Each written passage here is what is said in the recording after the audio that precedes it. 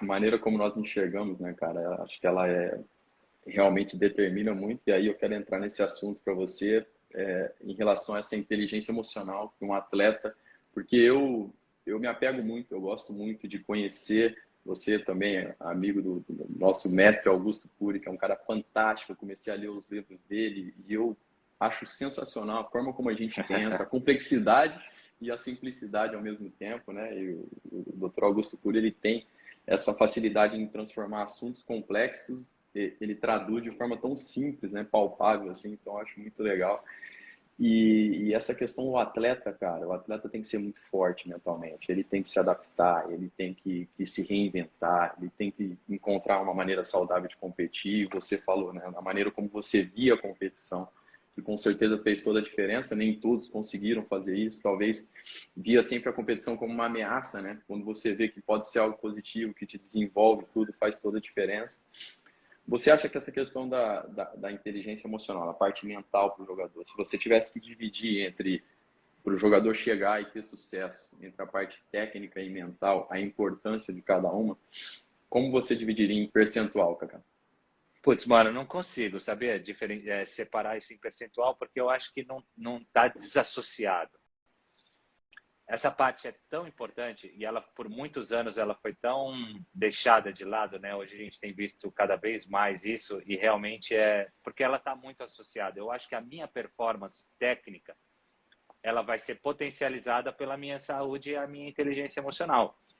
Então, a gente fala, putz, por que esse atleta performa com esse treinador e não performa com aquele? Cara, confiança. É aquilo que o treinador passa para o atleta. Não mudou nada, o cara continua ali, mudou o treinador, muda no emocional. Muda essa questão da confiança do treinador que entende o cara, que conversa, que bate um papo. Então, toda essa parte, e aí vai muito do treinador, né, de fazer essa gestão de pessoas, entra nessa parte emocional, e aí eu não consigo muito desassociar, porque o quanto é mental, quanto é técnico. Tá tudo tão interligado, e eu fico muito feliz hoje que tem você, né, com essa escola, tantas outras pessoas que estão, hoje os clubes, pelo menos o profissional, a grande maioria tem um psicólogo ali em parte integral, ajudando nessa parte. Acho que muitos atletas ainda não entenderam o quão isso é importante, mas eu acho que a gente está caminhando para cada vez mais esse trabalho também. Então, acho que daqui para frente, né, vai ter toda a parte de trabalho físico, técnico, de campo, e vai ter um treinamento aí emocional, uma preparação emocional também. Eu acho que os esportes, aí, principalmente de alta performance, vão acabar criando essas áreas aí no clube, entendendo que está interligado, todas essas áreas estão interligadas. Com certeza, eu concordo muito e fui aprendendo cada vez mais a importância de tudo isso, né? Porque a gente treina nosso corpo e, cara, precisamos treinar nossa mente, né? E aí a gente vê que muitas pessoas nos veem como super-heróis, né? Mas na verdade somos seres humanos que fomos aprendendo e desenvolvendo a nossa parte mental, que tem o frio na barriga, que tem as desconfianças em alguns momentos, as dúvidas, mas encontrou uma forma de ir solucionando tudo isso, de se autoconhecendo e se desenvolvendo, né? Então, por isso que a Mind Player, ela tem justamente esse intuito, porque eu não sei se você tem essa sensação, mas as pessoas têm que entender que se nós chegamos, eu cheguei, você chegou, elas também podem, né? E o aprendizado é durante a caminhada, não é que foi, o Kaká, ele foi o cara, foi o escolhido. Então ele chegou lá onde chegou porque foi o escolhido e, pô, me faltou oportunidade, faltou aquilo. Nós sabemos das dificuldades, né, que tem, como você acabou de falar aí das suas dificuldades, que você teve que superar e tudo, mas também se treina, né, Kaká? Se treina, se desenvolve com aquilo na parte técnica, como se desenvolve na parte técnica, que se desenvolve também na parte mental, e você consegue superar as dificuldades, porque tem vindo cada vez mais à tona nessa questão da parte da deficiência, assim, dessa parte mental dos atletas. Um dos fatores que eu acredito que influencia essa questão das redes sociais, principalmente se falando de futebol, né? Uma exposição, cara. Nós pegamos lá no brasileiro, lá que nós disputamos lá atrás, 2002, 2003 e tudo. existia, mas você ia lá, comprava o jornal, abria o jornal no outro dia. Se você quisesse buscar informação, você ia diretamente, né? Hoje em dia, mesmo você não querendo, a informação vem até você e vem de uma forma rápida e muito impactante, né? Então, eu acredito que isso, com certeza, nos deixa mais expostos, né? E mais também acessíveis, né? Por essas pessoas. E eu acredito que essa parte desse fortalecimento ela é fundamental. Você tem alguma coisa, durante quando você estava jogando, você fazia algo em especial? Como é que você lidava com essas questões, cara? Porque você foi um cara que sempre esteve no mais alto nível, o grau de expectativa em relação a você sempre foi muito alto. Aí jogou em grandes clubes, né? Eu estava vendo, você não jogou em tantos clubes, mas os clubes que você jogou sempre clube muito grande, expectativa muito alta. Seleção brasileira sempre com expectativa muito alta, um dos principais jogadores. Como é que você lidava com tudo isso? Tinha algo especial que você fazia?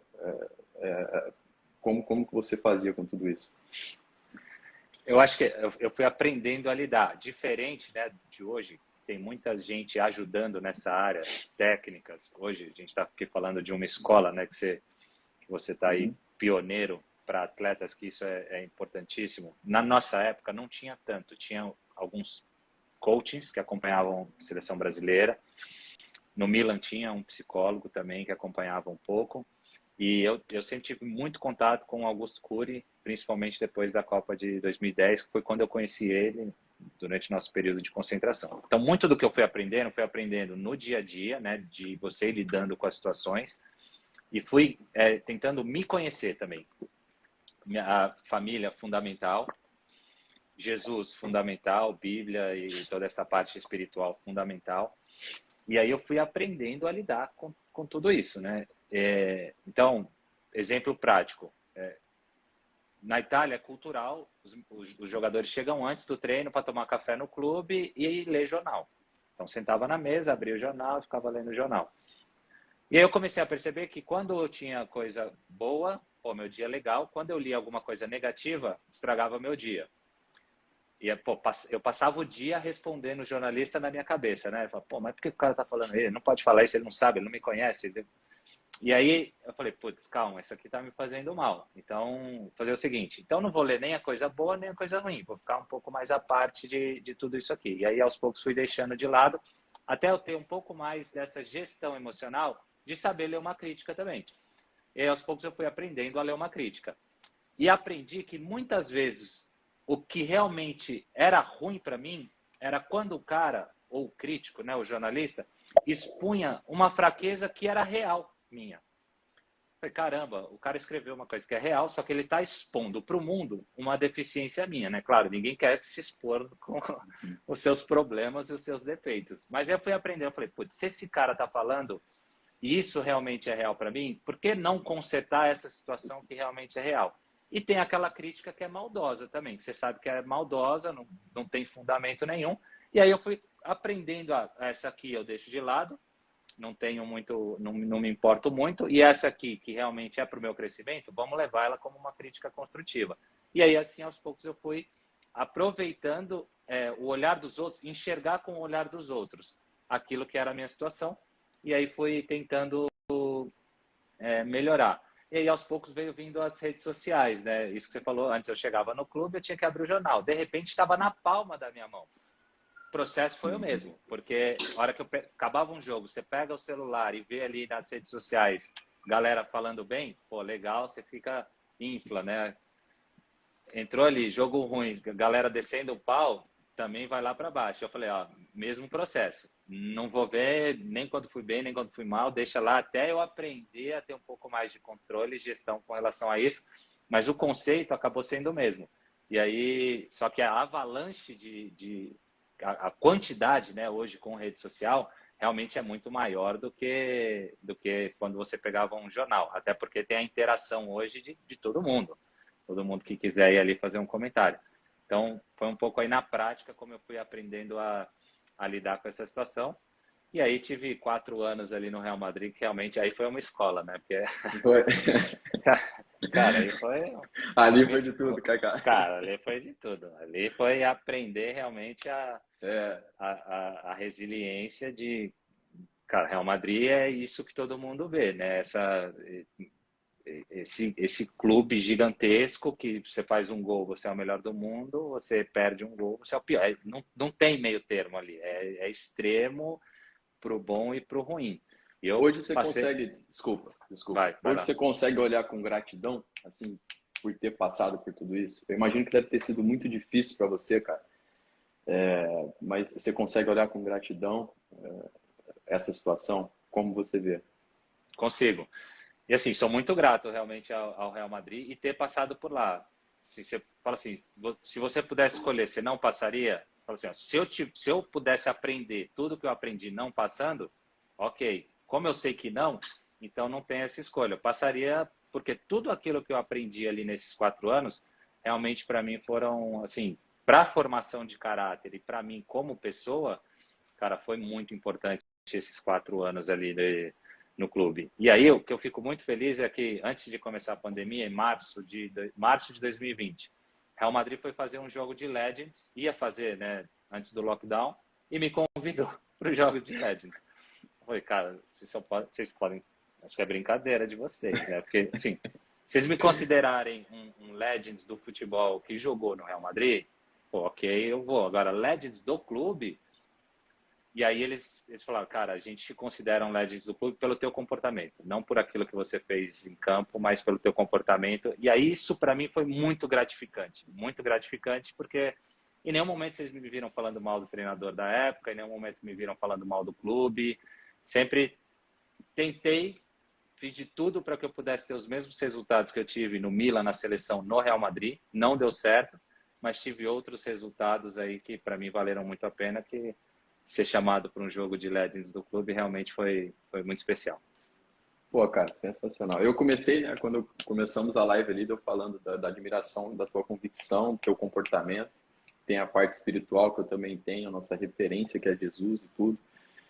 Mas nós sabemos do desafio que é você ser fiel e fazer o que é certo constantemente, né? Temos sentimentos, tem hora que dá vontade de solucionar da nossa forma. Vemos muitas vezes injustiças acontecendo, que é difícil, mas aprendemos que vale a pena fazer o que é correto, né? E eu acredito muito que, acima de tudo, você, melhor jogador do mundo, vários títulos, só que isso que você falou do Real Madrid é algo, assim, maravilhoso, cara. E eu no teu lugar, né, eu acho que seria o troféu mais importante que eu sabe, consideraria, porque no momento de dificuldade, você conseguir ouvir isso, ser fiel, e realmente tudo que você falou, você nunca criticou, né, nunca ouvi falar de corpo mole em treinamento, todo esse tipo de coisa, superar toda essa dificuldade e melhorar, sair ali melhor como pessoa, porque no fundo é o que fica, né, Cacá? O que fica é o que a pessoa é. Né? Não são os rótulos, aquilo que coloca é o que a pessoa é de verdade, é o Cacá pai, amigo, marido, o filho, né? E nós vamos nos desenvolvendo com essas experiências profissionais, assim, vai moldando, né, também, o nosso caráter vai direcionando. E assim, cara, que espetáculo, né, poder ouvir esse tipo de coisa e ser reconhecido. E dentro disso ainda, cara, você falou dessa questão, falamos das dificuldades, né? Você entendeu sabedoria para, pô, isso aqui eu posso me aproximar, isso aqui eu tenho que me distanciar.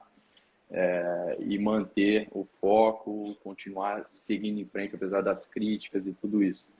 E na parte boa, por exemplo, você, pô, melhor jogador do mundo, ou concorrendo para ser o melhor jogador do mundo, jogando muito bem, para se manter focado, para se manter humilde, para continuar trabalhando da mesma forma, porque os momentos bons, eles trazem também muitas dificuldades, muitos perigos, assim, né? A sua forma de pensar, qual que era nesse momento? Olha, foi sempre aí de novo, os meus pais me ajudaram muito nessa questão. Hoje minha esposa e meu irmão são essas pessoas, mas é importantíssimo que tenhamos pessoas que nos confrontem. Então, acho que isso foi fundamental para mim e isso é um conselho que eu dou, que estiverem atletas ouvindo aí, com certeza vão ter muitos. Peguem sempre uma pessoa que confrontem vocês. Um amigo, o pai, a mãe, um irmão, que no momento que sair é completamente normal, não é errado também, tá? É completamente normal pela a forma com que o sistema funciona. Então, é literalmente da noite para o dia. Eu fui da noite para o dia, os meninos da Vila, Robinho, Diego, Elano, da noite para o dia. E da noite para o dia você não tem nada e passa a ter tudo. Da noite para o dia você pode tudo. Da noite para o dia você sai e é reconhecido. Da noite para o dia tem um monte de gente atrás de você. Então, o sistema é cruel. Então, por isso que é importantíssimo ter essas pessoas. Quando a primeira renovação de contrato que eu tive, cheguei em casa e falei pro meu pai, assim, meu pai que ajudou, né, na renovação, mas cheguei super feliz, tal. Falei para ele, pai, legal, amanhã nós vamos lá na concessionária que eu vou comprar um carro.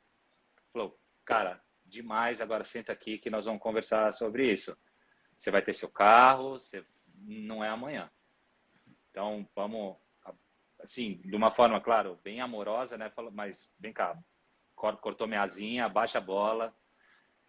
Os valores aqui em casa são esses, a gente sempre pautou por isso, a gente tem o sonho de mudar de apartamento, não é isso que você quer? Que a gente mude de apartamento? Eu falei, então nós vamos juntar, nós vamos mudar de apartamento e você vai ter seu carro. Na hora certa você vai ter um carro bem legal, mas não é amanhã.